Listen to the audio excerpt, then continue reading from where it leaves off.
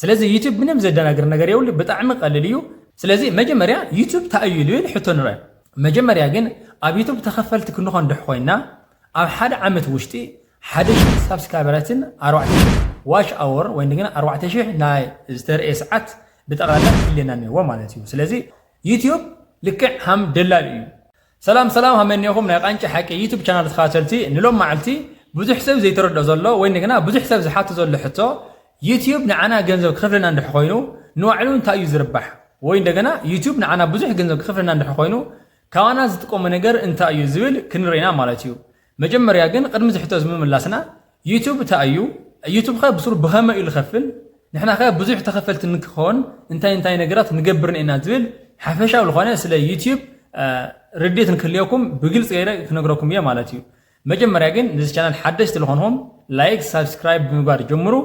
هذه نفس مرسنا نخد مالتيو سلازم مجمع ريا يوتيوب نعنا جنزب الخفلنا كوانا انتي سلازم تكمي وين دعنا كوانا زترفو نجر انتي زول حتى قد من لاسنا مجمع يوتيوب تأيو يوتيوب خا أكاف لا يوتيوب بهم الخفل لبل كنرينا مالتيو سلازي مجمريا يوتيوب تأيو لبل حتى نرى يوتيوب سي تأيو وين دقنا بهم يسرح لبل حتى يوتيوب لك هم دلالي أمونغو خلت أكلات آتيو نوعلو توسنا أتريفو نسوم خلت أكلات دقنا أسمع معو نوعلو أتريفو يو الخير مالتيو يوتيوب دقنا لك هم دلالي أمونغو فيديو سرحتن أمونغو هافاتم وين دقنا أمونغو زم أدفرتايز لجورو تكالاتن أمونغو خوينو نخلت أكلات أسمع معو نوعلو تراويحو يو اللي خالقون الخفل مالتيو سلازي يوتيوب بهم يدلالي خوينو اللي بالحطة مجمريا فيديو الصرح نيو وين دقنا يوتيوبرات نيو كون دقنا الفيديو اللي خونه كفالت الدولي وين دقنا اللي خونه أدفرتايز جبر لهم دوليو هافاتم وين دقنا تكالات نيو مالتيو سلازي يوتيوب نتوم هافالت الدوليو تكالات ብዙሕ ገንዘብ ይኽፍሎሞ ምክንያቱ አድቨርታይዝ ንክገብረሎ ማለት እዩ ንከላለሎም ወይ እንደገና አድቨርታይዝ ንክገብረሎም ካብቶም ትካላት ብዙሕ ገንዘብ ይቅበልሞ ካው እንደገና ፍርቁል ዋዕል ገይሩ ፍርቁ እንደገና ንትበዓል ቪዲዮ ይቅሪዮ ማለት እዩ ስለዚህ በህምዚ ሃም ደላላ ኮይኑ ወይ እንደገና ኣብ ማእኸል አትዩ ዩቲዩብ ናይቲ ትካል ኣብ ናይና ቪዲዮ ብምፍላጥ ንዋዕሉን ንትበዓል ቪዲዮን ይረብሕሎ ማለት እዩ እቲ ትበዓል ትካል ወይ እንደገና ትበዓል ሃፍት እንደገና أو عالم بحانت فيديو أو عالم ملو يفعلت له مالتيو سلازي بهمزة عينتي مجمرة يوتيوب لخفل مالتيو إذا نقدر يحسون ما نحوينهم نحن أخي أبي يوتيوب تخفلتي كنخون نحوينا تاي نقبرنينا لوين لخونا بالحالة سرحوا فيديو برم غيرهم جلس غير من تكرركم فيديو رأيوه أو شانلاتهم رأيوه مالتيو نحرز جل استوى سنة كنا جركم مالتيو سلازي مجمرة نحنا أبي يوتيوب تخفلتي كنخون نحوينا مجمرة بسنة سرعات كل جزء فيديو كنلك خنينا مالتيو يتنلقو فيديو እንደገና كل ጊዜ لعلي 8 دقيقه كونيو مالتيو ካብ 8 دقيقه ክሳዕ 12 دقيقه ለሎ ብጣዕሚ ተመራፂ እዩ مالتيو ትሕቲ 8 دقيقه كونيو ሉይ ምክንያቱ ትሕቲ 8 دقيقه እንድኾይኑ አድቨርታይዚንግ ያአትዩ ወይ مالتيو ስለዚህ አድቨርታይዚንግ ያአትዩ ማለት እንደገና ብዙሕ ገንዘብ አይሰርሕሉ مالتيو ስለዚህ ብዙሕ ገንዘብ ንክሰርሕ ቪዲዮና لعلي 8 دقيقه ንገብሮኒና ስለዚህ ቪዲዮና ብዙሕ ገንዘብ ክሰርሕ እንድኾይኑ تحت شمون تدقق كون يولي مالتي مخنياتو تحت شمون تدقق نحوينا هم لكم ادفرتايزنج ياتي يعني شمون تدقق نحوين ግን ብዙሕ ادفرتايزنج ياتي له ብዙሕ ادفرتايزنج حاتي ወንደገና ብዙሕ ገንዘብ ይሰርሕ له مالتي እንደገና ኒ ኦዲየንስና አሰልቻይ ከይሆን እንደገና በጣዕሚ ካብ 12 ካብ 13 ደቂቃ له በደንቢ ኩኑሕ ይውሊ مالتي ወይ እንደገና እቲ ቪዲዮ በጣዕሚ መሳጥ እንደሆይኑ ወይ ሃም ድራማ አይነት ሃም ለሆነ ኮሜዲ አይነት ወይ እንደገና ለየሰልች ነገር እንደሆይኑ ولا نوح تجارنا يوم منو تأجم يولي مالتيو يمنا نحن حقن أصل شيء كيخون سب نمر أي كيدبرو استوى سنة كابش منتك ساعة 10 وين نقولنا ساعة 10 15 دقيقة له تنجورة تمرات أيو مالتيو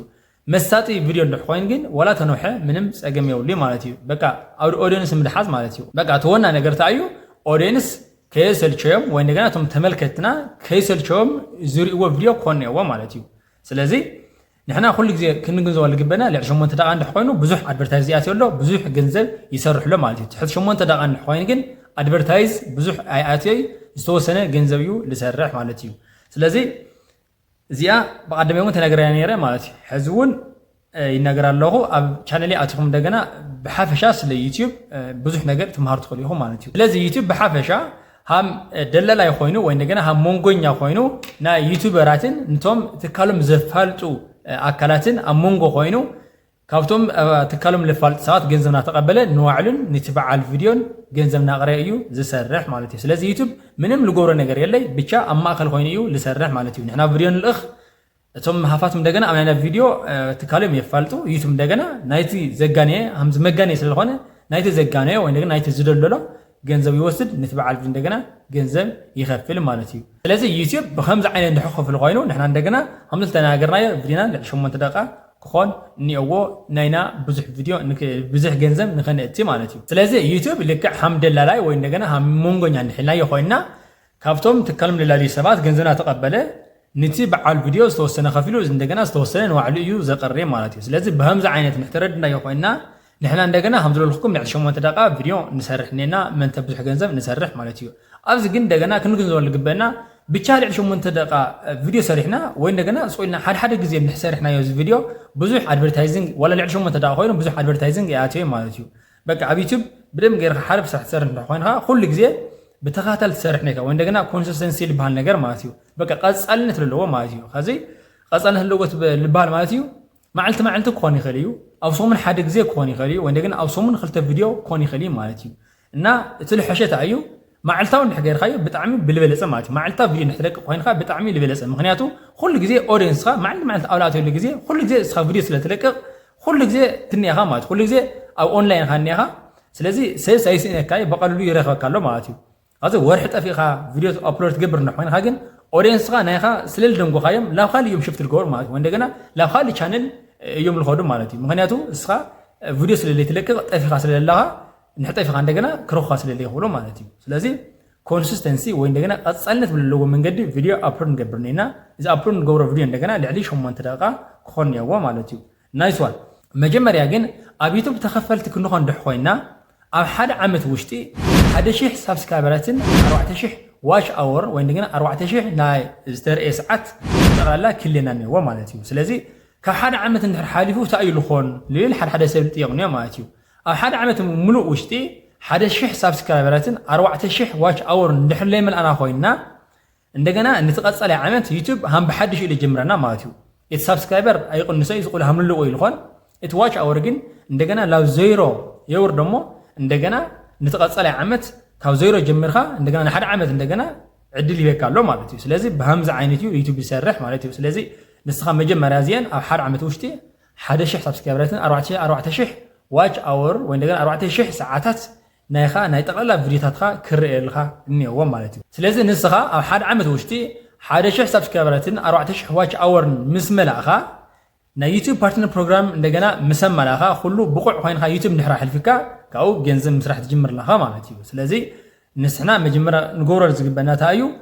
ሓደ ቪድዮ ንዩቲዩብና ክኸፍል ይኽእል ወይ እንደገና ዩቲዩብ ገንዘብ ንከይንሰርሕ ዝገብሩና ነገራት ስለለዉ ናይ ሰብ ቪድዮታት ሓደ ኮፒራይት እንድሕር ሃሊና ገንዘብ ኣይኸፍለና ማለት ስለዚ ኮፒራይት እንድሕር ሃሊና ወይ ኤዲት ጌርና ኣብ ውሽጢ ኣብ ዩቲዩብ ስቱዲዮ ኣቲና ወይ ኤዲት ጌርና ነስተኻኽሉ እኒአና ወይ እንደገና እቲ ሙሉእ ቪድዮ ኮፒ እንድሕር ሙሉእ ቪድዮ ኮፒ እንድሕር እንደገና እቲ ቪድዮ ደልት ንገብሮ እኒአና ወይ እንደገና ነጥፎ እኒአና ማለት እዩ እንደገና ኣብ ኮፒራይት ዓይነት እኒኦ ኮፒራይት ክሌምና ኮፒራይት ስትራይክ ነው ማለት ስለዚ ኮፒራይት ክሌም እንድሕር ኮይኑ ኤዲት ጌርካ ኣብ ዩቲዩብ ስቱዲዮ ኤዲት ጌርካ ገንዘብ ክሰርሕ ትገብሮ ኢኻ ትኽእል ኢኻ ማለት እዩ ኮፒራይት ስትራይክ እንድሕር ኮይኑ ግን በቃ ናይኻ መጠንቀቕታ ማለት እዩ ስለዚ ሰለስተ ግዜ ኮፒራይት ስትራይክ እንድሕር ሃሊካ ኮይኑ ዩቲዩብካ ብጠቕላላ በቃ ንዘላለም ይዕፀሎ ማለት እዩ ስለዚ ኮፒራይት ስትራይክ ንከይትበሃል ናይ ሰብ ቪድዮ ቀጥታ ኣውሪድካ ቀጥታ ምፅዓን ኣይፍቀዲ ማለት እዩ ስለዚ ዝተወሰነ ኤዲት ጌርካ ዝተወሰነ ወይ ድምፂ ኣቲኻ ወይ ናባዕልካ ዝኾነ ክሊፕ ኣቲኻ ኢኻ ናይ ሰብ ቪድዮ እውን እናቆራረፅካ እናቀናበርካ ኢኻ ኣብ ዩቲዩብ ፅዕኖ ትኽእል ማለት እዩ ስለዚ ብከምዚ ዓይነት ዩቲዩብ ኮፒራይት ንከይሕዘና ብደንቢ ንጥንቀቕ እኒአና ኮፒራይት እንሃልዩ እንደገና ገንዘብ ክሰርሕ ይኽእል ማለት እዩ ዝኾነ ቪድዮ እንድሕር ኮፒራይት ሃልይዋ ኮይኑ ገንዘብ ኣይትሰርሒ ስለዚ ወይ ኤዲት ትገብራ እኒአካ ወይ እንደገና እንድሕር ኮፒራይት ስትራይክ እንድሕር እንደገና ደሊት ትገብራ ኣለኻ ማለት እዩ ስለዚ ብከምዚ ዓይነት እዩ ዩቲዩብ ልኸፍል ማለት እዩ ስለዚ ዩቲዩብ ምንም ዘደናግር ነገር የብሉ ብጣዕሚ ቀሊል እዩ ማንኛውም ናይ ዩቲዩብ ነገር ዘይተረደኩም ነገር እንዳሓልዩ ኣብ ኮመንት ጽሓፍለይ ኣነ እውን ብስነ ስርዓት ቪድዮ እናሰራሕዎ ብከምዚ ንምርዳእ ክሙክር እየ ማለት እዩ ስለዚ ናይ ሎማዓልቲ ትምህርትና ዝነበረ ከምዚ ይመስል ነይሩ ስለተኻተልኩም ብጣዕሚ ይቀኒየለይ ታንኪዩ